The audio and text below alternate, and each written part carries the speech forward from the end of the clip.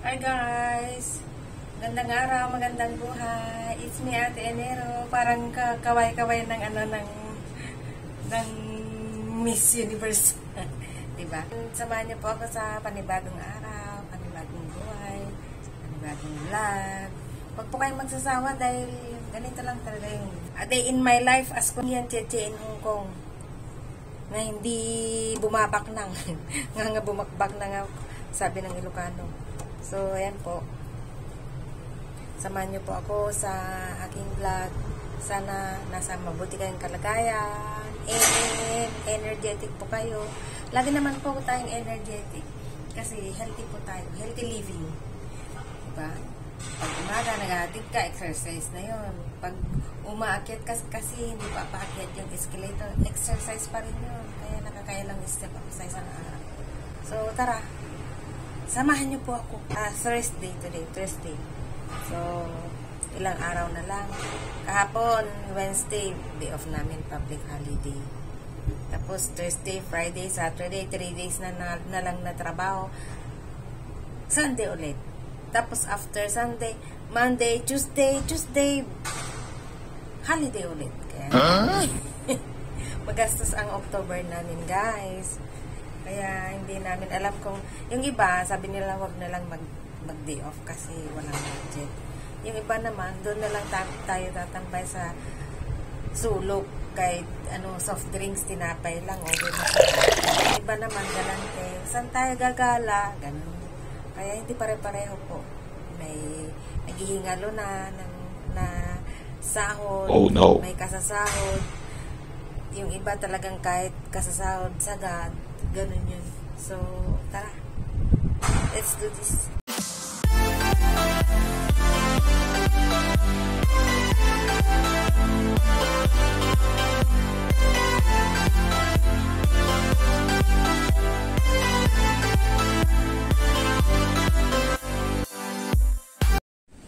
Yan nga po guys.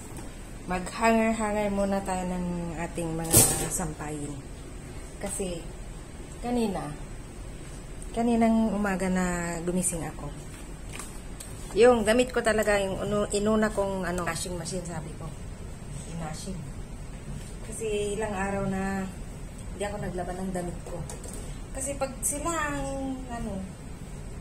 ang may mga damit dyan, alam mo naman, dami nilang nagbibihis.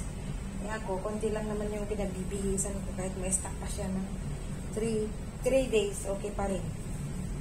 Kaya inuna ko muna yung sa akin kasi ilang days na. Tignan nyo guys, ang TV namin. Medyo lumiit siya. Kita ko sa inyo. Lumiit siya.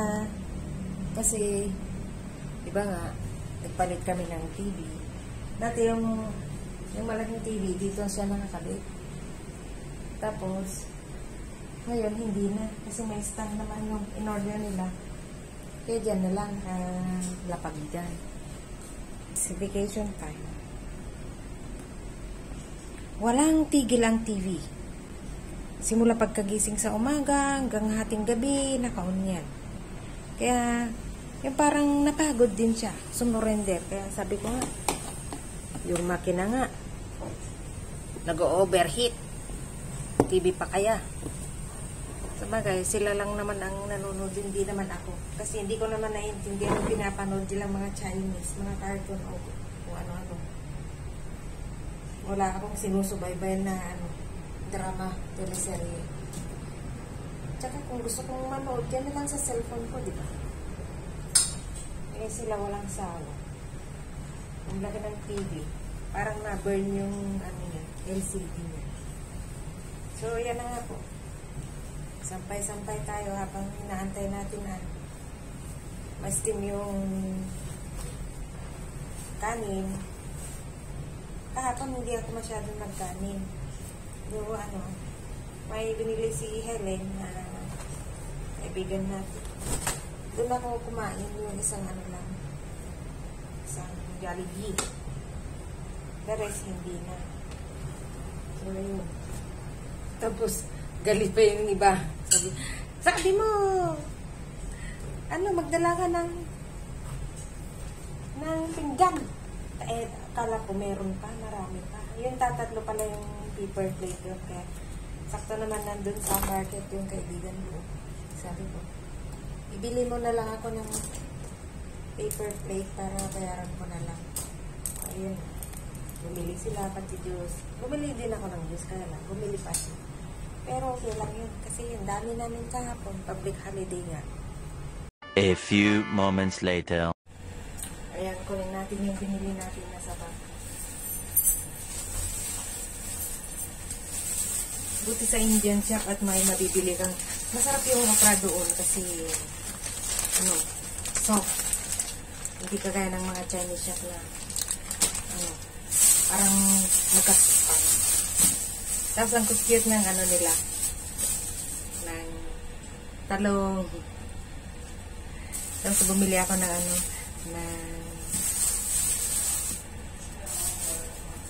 ng ganito. Parya. Diba? Parya is life. Ngayon ang piraso din ang binili ko. Parang 6 yata. Tapos bumili tayo ng konting sili. Medyo may kaanghangan ito kasi Indian nga. Pero ito yung pangsigang. Sili na pangsigang. Diba? So, yan na po. Magluluto po tayo. O, diba? Ang taas. Ang taas ng tripod natin. Pero kulang pa yan. Kahapon may nagtitinda ng mga tripod doon. Mura. Kasi bilihan sila kung hindi nakasunod natin. So, ayan. Mag-cut tayo. Ikat natin. Ito, hindi na. Hindi na natin ikakat kasi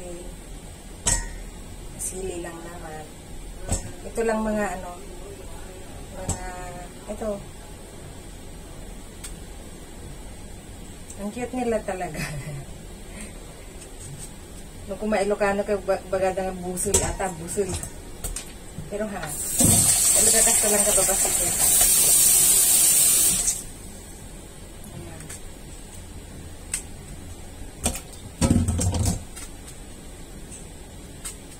Tapos lagyan natin siya ng yung may prinito akong fish doon. Kailangan naman itapon ko. Himay-himayin ko na lang. Yun na lang ang pangsahog ko. O, diba? Kahit nasa Hong Kong po kami, pwede po kaming kumain ng mga may bagoong, gano'n. Yung mga favorite ng yung nakaugalian po natin. Kasi may mga nabibili dyan. Kaya nitong mga ampalaya nito, bakit alam ba ng mga Chinese ito na may ganitong ampalaya? Ang alam lang nila yung mga hahaba na hindi masyadong mapait. Pero sa atin kasi alam natin, kung mga Indian shop, Thailand shop, meron yan. Diba? Kaya pagka umuwi ako sa Pilipinas, magawin lang sa Pilipinas, masidam to amin nga kaya mo, no, gawid ka di Pilipinas. Kahit naman nasa Hong Kong ka. Pwede mong ulamin kasi meron yan. Meron. O, diba? Tapos, magana tayo. Bagsak tayo. Kahit di naman na natin ikat ito. Iwash lang natin. So, I'll see you later. Lulutuin natin. Pag naluto, ipakita ko sa inyo. Ayan, tingnan natin. Ayan ang pinagbit ko. Diba? Ay, sayang. May nakalimutan ako. Yung fish, hindi ko na naisaw. Tapos damihan na natin ng rice para hindi na tayo magra-rice mamayang gabi. Yan po, tapos na pa tayong kumain. At naglinis muna tayo dun sa kwarto ni Madam Bertrude. Wala pa siya na nasa abroad. Tapos mamaya na din tayo mag-hanger ng mga damit kasi hindi pa ako nag-market. Kulang pa yung pang dinner ko. Kaya nagbabad muna tayo dito ng white fungus. Isahog tayo jekwa. Doon sa may soup natin. Papaya soup. Alam nyo ang papaya soup dito, hindi hilaw. Yung daridangan sa Ilocano. What? Yung susukaan. No, may tipangal-ngal ko mga ikit, nagkaroon nga sukaan. Parang ganun. Kaya, yun. Binabad na natin. Mamaya, malaki siya. Magiging malaki siya. Parang, mas malaki pa siya dito. So, after 1 hour, nababad na siya. Pwede na siyang isahog sa soup. Punta muna tayo sa market. Takbuhin natin kasi medyo malayo ang market dito. Kapapura lang orti tao. Nagbuntog mo. Nga po at tatakbuhin natin ang bahay to market. Tapos market to bahay. Kasi ilang oras na lang. Isang oras na lang magsusundo na ako. Ganito po talagang buhay namin dito sa Hong Kong, guys. Mga kunyang dito, walang pahinga. Oh no. Maliit man ang bahay dito, pero ang trabaho, marami. Mas marami ang schedule mo sa labas. Rain or shine na, mulan bumagyo. Diyan ka sa labas. Kaya, ganun talaga. Dapat malakas ang pangangatawan mo dito. 1 hour na lang po magsusundo na tayo sa alaga. So, bilisan natin ang takbo to market to bahay. Pero kung hindi ka kayanin ng powers ko, market to school na lang. Yung araw-araw kong lakad na ganito. Pero maganda siya. Exercise sa katawan. Pero tumataba pa rin naman ako.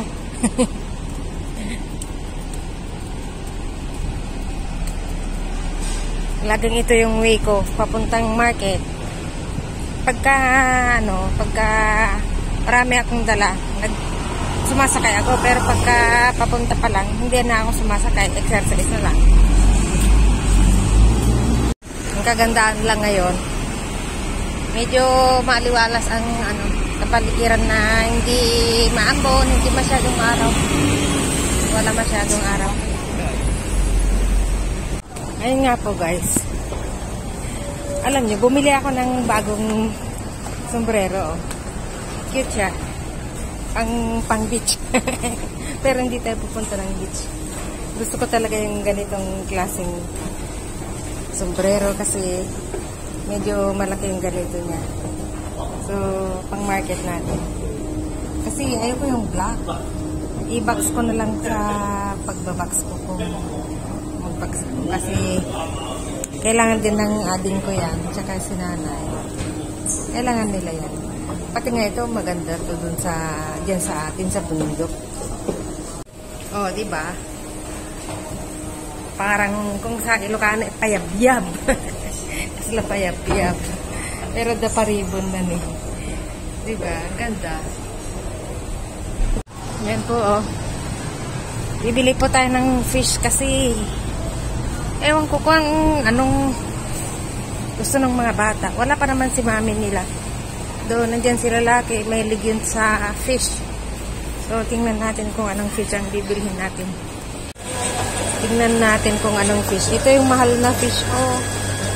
Yung parang pink red na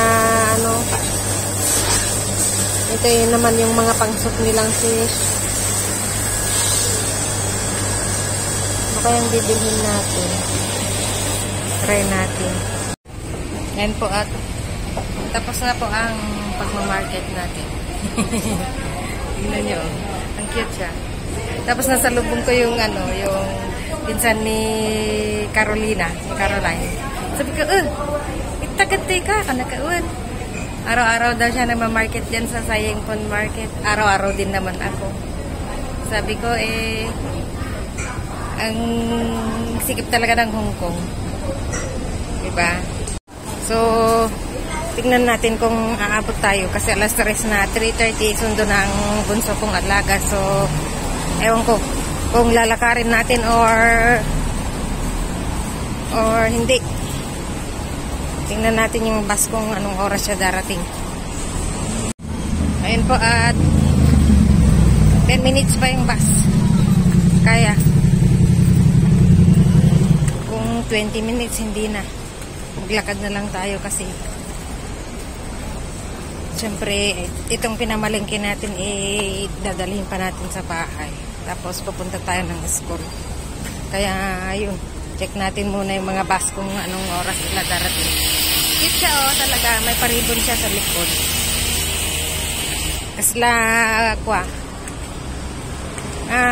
alam mo yung pagpipitas ka ng mga mais, ito yung suot mo. Diba?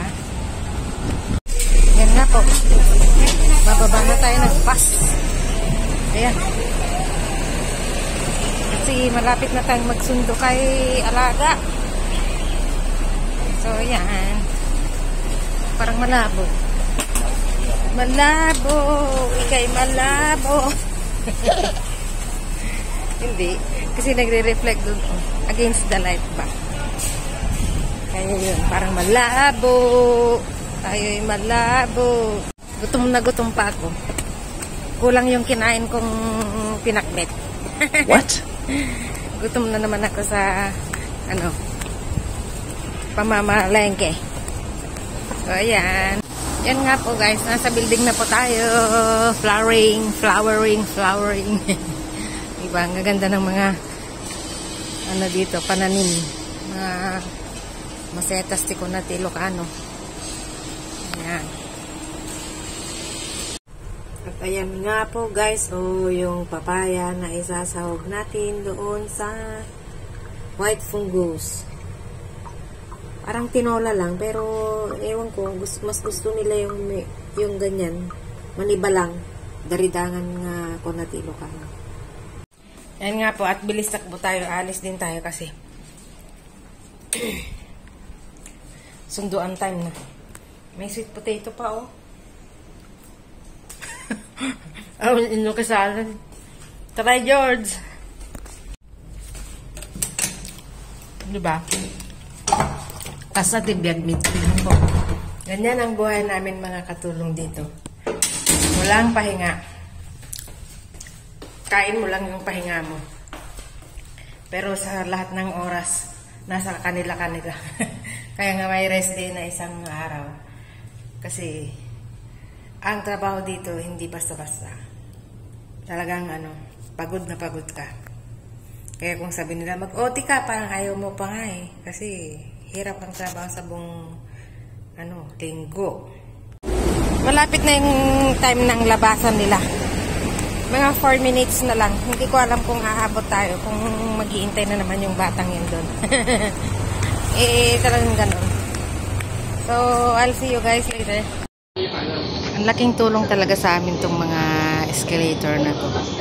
Kasi kung araw-arawin mong naglalagad pa baba at pataas, naku, Diyos ko. Kung ikaw ay thunders na, hindi ka pwede rito. Yan o. Mahaba at matarik. So, kung lalakarin mo, kunyari, naka-disable ang escalator na yan, di maglalakad ka dyan. Kaya, ang laking tulong talaga yung mga escalator dito. So, ayan nga po guys. Hindi ako umabot dun sa time. Tapos, nasalubong ko sila, kasama niyang ng friend niya, si Bunso. Kaya, ay nako, buti na lang may friend siyang kaparehong grade 2. Tapos, sama-sama yung yaya nila. So, ayun. Nakakapagod. Nakakagutom. Hindi ko alam kung anong gusto kong kainin. Kung gusto kong bang kumain ng malamig or gusto kong uminom ng marami or gusto kong magkape. Hindi ko alam. Basta pagod ako at gutom.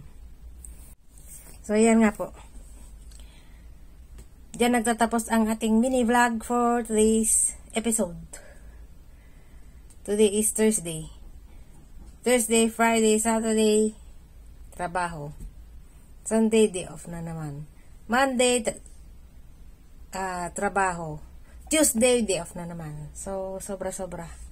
Sobra pa sa sobra. Noong una, sana may day off na. Ngayon, sana wag mo na masyado maraming statutory holiday. Parang ganun ba? Minsan nakakapagod din sa bulsa.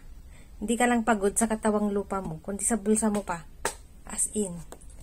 So, that's it for, nakakapagod. Gutom na gutom ako. So, I'll see you guys soon on my next video. Salamat. Bye-bye.